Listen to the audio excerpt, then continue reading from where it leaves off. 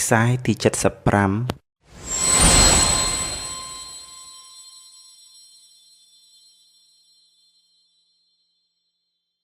សម័យគ្រាមួយព្រះរាមនិងព្រះលក្សណ៍បាននាំរេពលសេនាទាហានទៅប្រពាតព្រៃព្រះនាងសីតាគង់នៅក្នុងព្រះវិហារនៃព្រះនគរអយុធ្យាមួយអន្លើដោយស្រីស្នំក្រំផ្កាយ៉ាងសប្បាយរីករាយកាលនោះមានយក្ខិនីម្នាក់ឈ្មោះនាងអតល័យត្រូវជាសាច់ញាតិរបស់ក្រុងទសមុខរាពណ៍រស់នៅក្រោមដីបានក្រឡាខ្លួនជាស្នំចូលមកនិយាយប្រឡោមលូមចិត្តព្រះនាងសីតាឲ្យរៀបរាប់អំពីរូបរាងព្រះកាយក្រុងរាពណ៍ដែលនាងបានឃើញនៅក្រុងលង្កាដ៏យូរមកហើយយក្ខិនីនោះសូមឲ្យព្រះនាងសីតាគូររូបទសមុខរាពណ៍លើក្តារខៀនព្រះនាងសីតាក៏យល់ព្រមតាមការអង្វររបស់យក្ខិនីហើយក៏គូររូបយក្សមុខ10ដៃ20ហុចឲ្យទៅនាងយក្សនោះមើលខណៈនោះព្រះរាមនិងព្រះលក្សណ៍យាងវិលចូលព្រះនគរវិញព្រះនាងសីតាទ្រង់ជ្រាបមានការផិតភ័យក៏ប្រញាប់ប្រញាល់លុបរូបយក្សទសមុខនោះតែលុបមិនជ្រះសោះក៏យកទៅញាត់លាក់ក្រោមក្រឡាបន្ទំលុះដល់ពេលសន្ធារាត្រីព្រះរាមក៏យាងចូលទៅក្នុងក្រឡាបន្ទំក៏បែរជាក្តៅក្រហល់ក្រហាយបណ្ដាលទៅជាខឹងតនឹងស្រីស្នំផងទាំងឡាយព្រះនាងសីតាឃើញដូច្នោះក៏ត្រាស់ប្រើភិលៀងឲ្យទៅយាងព្រះលក្សណ៍មកជួយការពារព្រះរាមទ្រង់ត្រាស់ប្រាប់រឿងហេតុដែលបណ្ដាលឲ្យកើតឡើងហើយក៏បញ្ជាឲ្យព្រះអនុជឬក៏កាយរកគ្រប់ទីកន្លែងក្នុងក្រឡាបន្ទំក៏ឃើញក្តារខៀននៅក្រោមគ្រែព្រះនាងសីតាមានរូបយក្សក្រុងរាពណ៍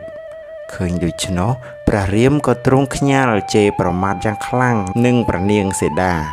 ហើយក៏ទ្រង់ត្រាស់បញ្ជាឲ្យព្រះលក្សណ៍យកព្រះរាជទេពីជាទីស្រឡាញ់យកទៅប្រហារជីវិតបងព្រះអនុជមិនអាចប្រឆាំងនឹងព្រះរាជអាជ្ញានេះបានក៏នាំព្រះនាងសីតាចេញទៅដោយមានចិត្តអាណិត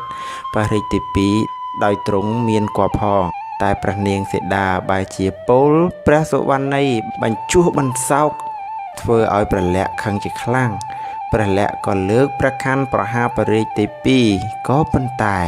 ព្រះខ័ននោះក៏คล้ายទៅជាកម្រងផ្កាបំពាក់លើសុរងព្រះនាងទៅវិញបន្ទាប់ពីភ្ញាក់ស្មារតីឡើងវិញព្រះលក្សណ៍ក៏ក្រាបលំអោនកាយក្រោមព្រះបាទព្រះនាងសីតាហើយសូមអង្វរព្រះនាងឲ្យយាងចេញទៅរីឯព្រះលក្សណ៍ក៏យាងត្រឡប់ទៅកាន់ព្រះនគរវិញ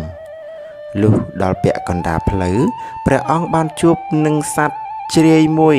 តៃស័កដែលព្រះឥន្ទតំណែងខ្លួនព្រះលក្សណ៍ឃើញហើយក៏ចាប់ជ្រាយនោះយកមកវះពោះយកថ្លើមទៅថ្វាយព្រះរាមព្រះរាមក៏មានបន្ទូលថា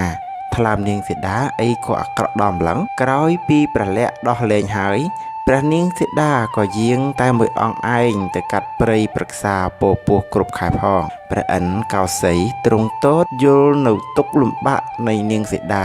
ក៏និមិត្តជាមហិង្សរាជដើរតម្រង់រកនាងសាក់សួរអំពីមូលហេតុចង់ដឹងសពគ្រប់ទើបនាំព្រះនាងឆ្ពោះទៅកាន់អាស្រមឥសីវិជ្ជព្រឹទ្ធឥសីបានជ្រាបព័ត៌មានពីព្រះនាងហើយក៏ជប់ឲ្យកើតជាអាស្រមសម្រាប់នាងរក្សាគភ៌បន្ទាប់មកក៏បានប្រសូតបរិជ្ជបុត្រមួយព្រះអង្គដ៏ត្រកាលព្រះនាងទង្គិចខ្សឹកខ្សួលរំជួលឱរានិងវាសនាការពីអតីតនិងបច្ចុប្បន្ននៃរាជបុត្រហើយដោះចិញ្ចៀនព្រះទម្រង់ចងដៃព្រះឱរសថ្ងៃមួយនាងសីតាចុះទៅងូតទឹកក្នុងទន្លេដាក់រាជឱរសក្នុងអង្រឹងផ្ញើនិងលោកតាឥសីនាងបានឃើញស្វាមួយហ្វូងអោបកូនពីមុខពីក្រោយក៏គ្នេនឹកទៅដល់កូនរបស់អាត្មាក៏រលេះរលាំងទៅឯអាស្រមចូលទៅលបលើកកូនពីក្នុងអង្រឹងពរយកទៅជាមួយ